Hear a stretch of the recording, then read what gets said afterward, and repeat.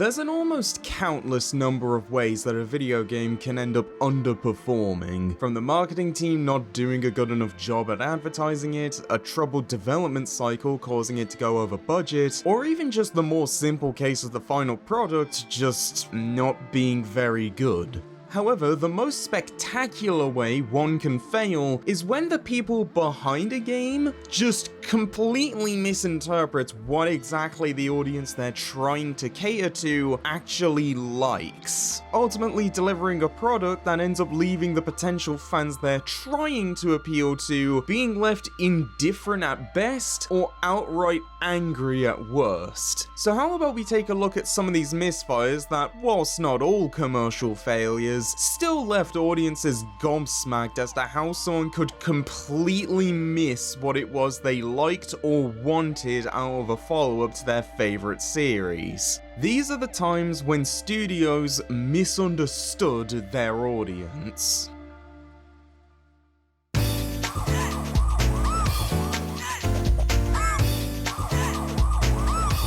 Let's start things off with Street Fighter 3, a game which might confuse you as to why it's here, as nowadays it's widely considered to be one of the best fighting games of all time. However, that notion only came about thanks to decades of hindsight and two later revisions with Second Impact and especially Third Strike. As when the game originally released in arcades back in 1997, it was effectively dead on arrival, a failure so monumental it's sometimes cited as one of the contributing factors that led to Capcom losing interest in the series and arguably fighting games as a whole for most of the early 2000s, with the main factor as to why it did so poorly being that to most people, ranging from the average Joe to even the executives at Capcom, it was just a really disappointing follow-up to the legendary Street Fighter 2. Now, to be completely fair, making a sequel that could live up to the hype as the successor of not just the then best-selling fighting game, but the game that started the fighting game boom of the 90s, was already a borderline impossible task that realistically no one would be capable of. But the decisions the people working on it made did not help its case at all, with there being three core issues that ultimately decided the game's fate.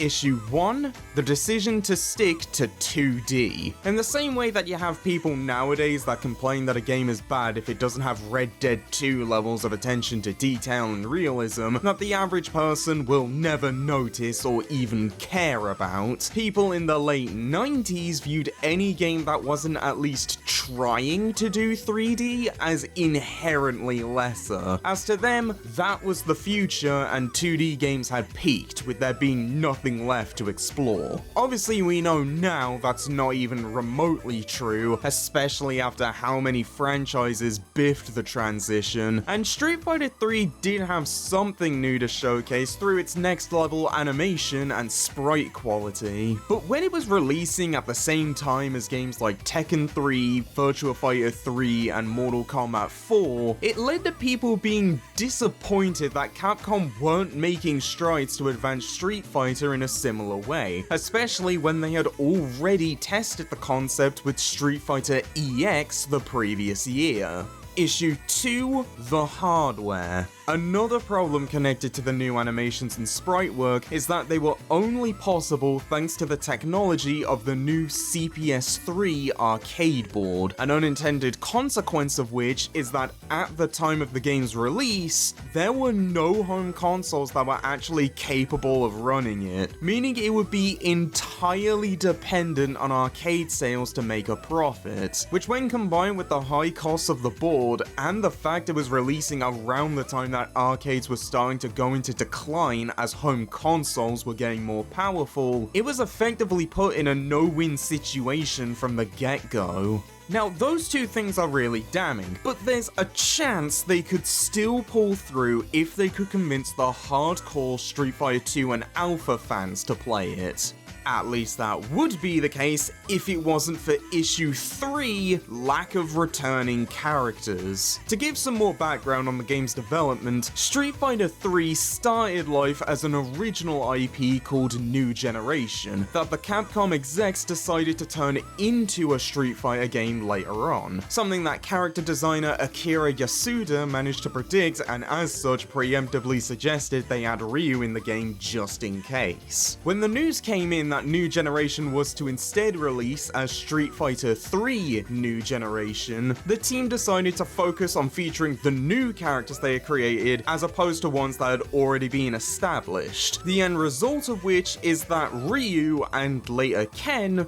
were the only characters from the previous games that were brought back. This resulted in a lot of the pre-existing fans taking one look at the roster, noticed that almost none of the characters they came to like over the years of playing 2 and Alpha were there, and immediately went back to playing those games instead. None of which was helped by the fact that a lot of these fans simply didn't really care for 3's newcomers, with some of the more out there designs like Oro and Necro getting affectionately labeled as freaks. Capcom would attempt to turn things around by eventually getting out home ports for the Sega Dreamcast, along with the later revisions bringing in more of the older fighters with Akuma and Chun-Li, but by then it was too late and most people had already written the game off due to its first impression completely failing to appeal to anyone, from the hardcore Street Fighter fans to the most casual of fighting game players. And whilst it was eventually able to make a profit,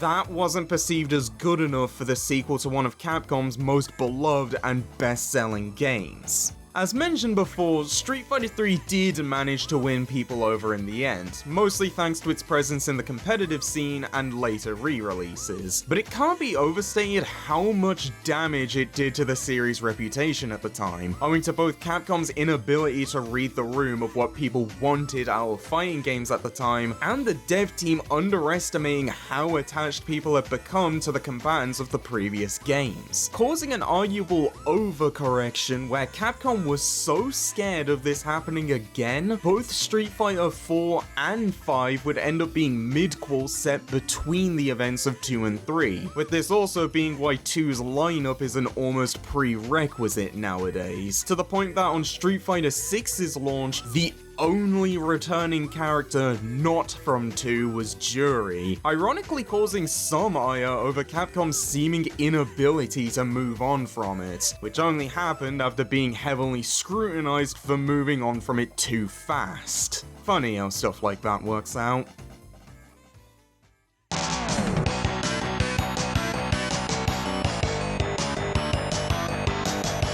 Moving over from fighting games to RPGs, we have 1992's Final Fantasy Mystic Quest, Square's early attempt at trying to broaden the appeal of the genre to Western markets, which ended up falling flat on its face. To provide some context, at this point in time, the only Final Fantasy games which released in America were the first entry on the NES and 4 on the Super Nintendo, along with the first few games in the Saga and Mana series being sold and renamed as Final Fantasy spin-offs internationally. And whilst not an unpopular genre per se, console RPGs in general were still fairly niche in the region, especially when compared to Japan, where, just to give an idea of how big they were, fellow RPG developer Enix decided they had to start releasing new Dragon Quest entries on Saturdays, owing to how many reports came in that kids were skipping school just to play them on launch day.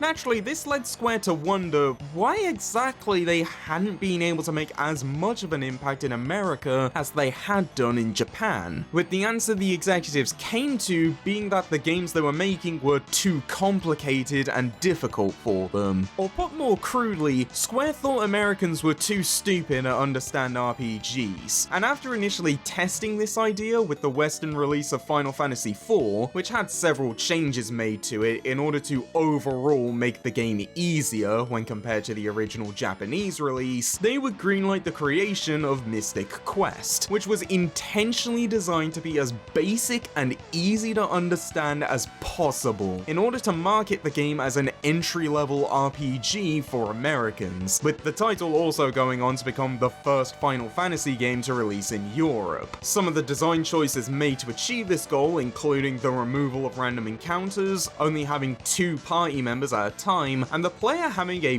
very limited number of spells and items in an attempt to simplify both systems. In the end, whilst the game was apparently pretty popular with kids who had never played an RPG before, it didn't really do that much in terms of moving the needle and making RPGs a mainstream genre in America, and if anything, it just alienated their already established fanbase who felt like they were being talked down to, making it a classic case of a niche series trying to appeal to everyone and ultimately pleasing no one, with the only part of Mystic Quest that has seen consistent praise over the years being its soundtrack composed by Ryuji Sasai and Yasuhiro Kawakami. The game as a whole being viewed as too simple and easy for its own good, failing to provide any real level of enjoyment or lasting impact on those who played it, arguably making this one of the earliest cases of a Japanese developer trying and failing to westernize one of their franchises. Ultimately, Square would end up getting their way when Final Fantasy VII ended up becoming one of the best-selling games for the PlayStation, and in turn, the game that finally helped the genre find a large footing in the West, and they've managed to avoid making the same mistake they did with Mystic Quest ever since.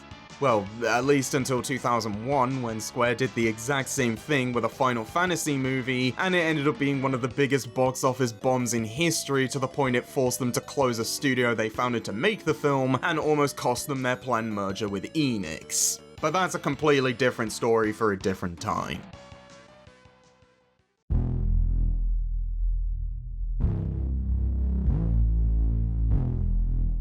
For a more recent example of today's topic, let's jump ahead a few decades to look at 2024's Suicide Squad Kill the Justice League, the game that effectively took the strong reputation of its developer that had been built up over the span of a decade and destroyed it in one fell swoop. Now, admittedly, the exact details of the game's development history is a little bit murky, with the idea of making a game based on the Suicide Squad, a Black Ops group made up of various villains from DC Comics, first being announced all the way back in 2010 by DC's then Chief Creative Officer Jeff Johns, which was then further teased in the post-credit scene of 2013's Batman Arkham Origins, a prequel to the Batman Arkham series that was developed by WB Games Montreal, who are rumored to have been the original developers of the game until it was apparently cancelled in 2016. The studio ultimately going on to make 2022's Gotham Knights, as well as providing support work on various NetherRealm titles, LEGO Star Wars The Skywalker Saga, and Hogwarts Legacy. News on a Suicide Squad game would then go silent until August of 2020, when it was revealed that not only was the game actually happening, but it would be developed by Rocksteady Studios, the main company responsible for the previously mentioned Batman Arkham series, a lineup of games widely viewed as being not just some of the best Batman games, but some of the best superhero games ever made. As time would pass, it would eventually be revealed that the title would be set in the same universe as the Arkham games, and whilst some negativity would arise, mainly over the game's existence deconfirming the long-lasting rumors of a Superman game made by the studio, along with some questioning how exactly a ragtag group of bad guys with guns are going to stand any chance battling heroes that can move so fast they can break time or can destroy a solar system by sneezing, there was a general sense of positivity around the title, mostly off of the goodwill Rocksteady had built for themselves from their previous releases and the anticipation of seeing their incarnation of Batman one more time, especially when the news came in that the game would feature one of the final performances of Kevin Conroy, one of the most prolific and beloved voice actors for the character who had unfortunately passed away towards the end of 2022.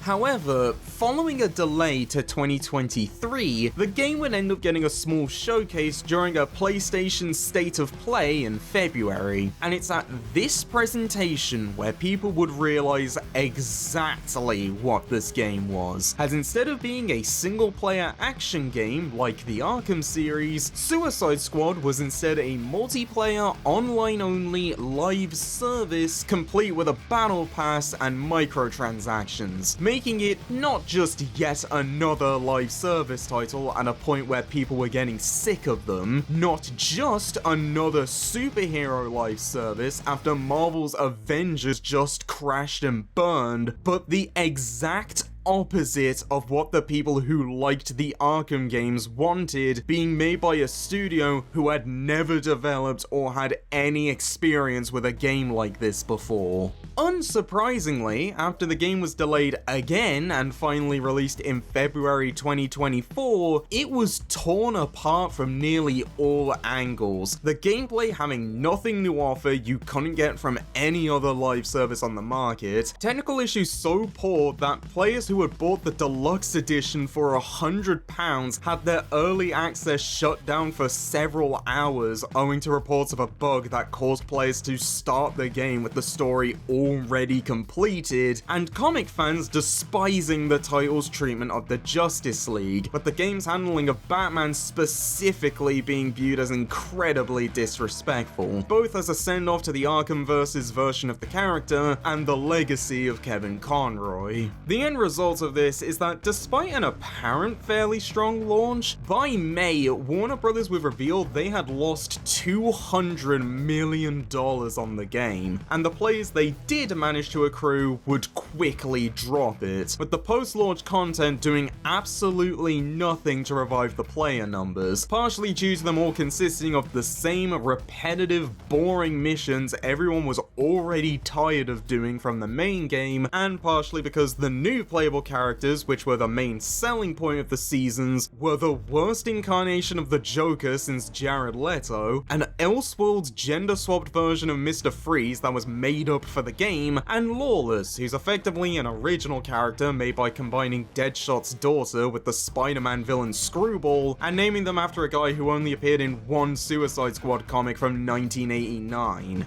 By the time they finally got around to actually adding someone people would be interested in playing as with Deathstroke, it was also announced he would be the last character added, and that Season 4 would be the final wave of post-launch content before support for the game came to a close in January 2025. Warner Bros.' years-late gamble to try and enter the live service market ultimately dying after only 11 months, with the game surprisingly still being playable today, albeit only in an offline capacity. Who could have guessed that trying to sell the most mediocre live service slop to fans of critically acclaimed single-player games was not going to work? On the bright side though, at least Arkham fans can look forward to getting a pseudo-fifth entry in the currently upcoming LEGO Batman Legacy of the Dark Knight, and much like how people tend to treat the 2016 film, we can all go back to pretending this whole Suicide Squad thing just didn't happen.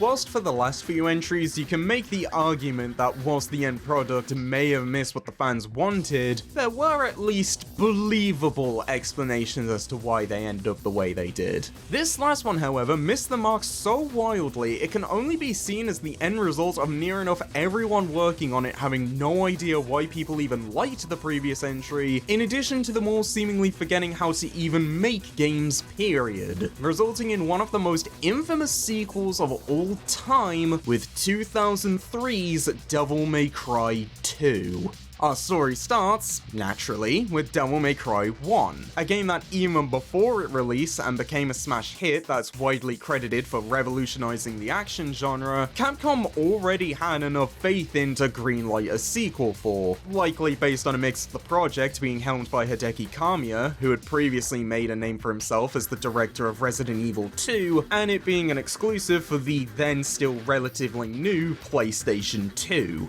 You'd assume based on that decision, they would keep Kamiya's team on board to make this sequel, if for no other reason than to at least maintain a consistent vision and people experienced in making this kind of game. But in a move that made no sense whatsoever, the execs at Capcom instead decided to hand this project over to a completely new team in a different division that not only didn't have any hand in making the first game, but primarily consisted of people whose only experience in game development was on arcade fighters, with very limited, or in some cases, no knowledge on making games for home consoles. The reasoning behind this decision was as part of an effort by Capcom to move staff from their arcade division over to home consoles, after noticing a steady decline in the arcade scene due in part to the rising power of systems like the PS2, with the directorial duties for the game ultimately being handed over to... Well, to this day, we actually don't know who the original director of DMC2 was, and after I tell you how things went under them, I think you'll soon figure out why we never learnt who was in charge. Now, it's common practice that when making a sequel, you take the feedback of both people internally who worked on the original, along with the reactions from critics and general audiences, so you can figure out what they liked and didn't like in order to hopefully make a better game that still remains true to the original vision. However, as I mentioned before, not only did most of the people on this team have no history working on the first one, or even games of its genre, but it had been greenlit before DMC1 had even released, effectively meaning that the devs had no feedback to work off of, and were pretty much given free rein to just do whatever the hell they wanted. And it turns out a decent amount of the people working on it not only didn't get DMC, but seem to outright dislike certain aspects of the original. The most obvious evidence for this being the direction they decided to go with Dante, as owing to members of the team and a producer not liking his personality in the first game as a joke-cracking wise-ass, he was completely changed to be a moody asshole that barely even talks. A shift so drastic it seemed to imply that something horrible had happened to him between the events of both games. This large amount of creative freedom and everyone involved seemingly having no idea what they were doing meant that by the time a year had passed and the team only had 6 months left to meet their deadline, Capcom were effectively forced to get rid of the original director due to how little work was being done, ultimately replacing him with Hideaki Itsuno, who at the time had just wrapped up work on Capcom vs SNK 2, him entering to find that the story hadn't been written, cutscenes still hadn't been made, and they hadn't even figured out what the combat should be like. The team effectively being a bunch of people working on random crap in isolation with no consideration as to how exactly their ideas would actually connect together. Whilst Itsuno would try his best to wrangle something halfway presentable, and it can't be understated how much he was able to salvage in such a short time frame, Devil May Cry 2 ended up being one of the most disappointing games of 2003. It's seemingly going out of its way to remove everything people liked about the original. The Titan layered design of Mallet Island got replaced with a bunch of empty and unnecessarily open spaces with nothing in them. All of Dante's charm was drained and he was left an emotionless plank of wood, and the difficult to learn but incredibly satisfying to pull off combat was swapped with a system so brain dead easy you can beat near enough every enemy in the game by just mindlessly spamming the guns. Overall, taking one of the most energetic and engaging action titles on the market and turning it into one of the most lifeless and dull, with DMC2 often being viewed as the worst game in the series.